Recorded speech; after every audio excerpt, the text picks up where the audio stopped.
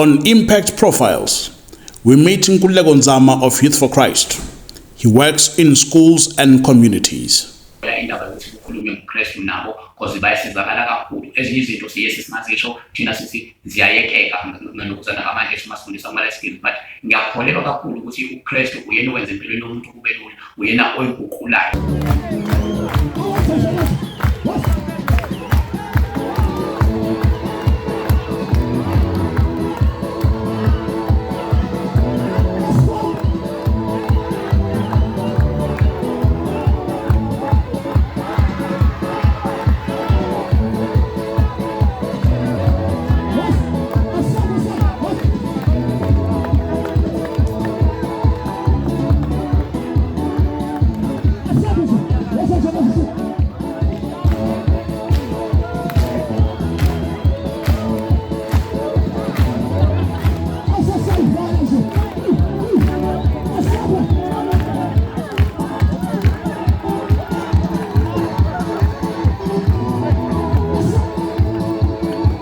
Abangani bakho serious, abangani bakho abagrand ngabe wena basho ukuthi bhankani bese akuthi shayela free awunayo free period esikoleni wena unezincwadi zakho that you need to study it.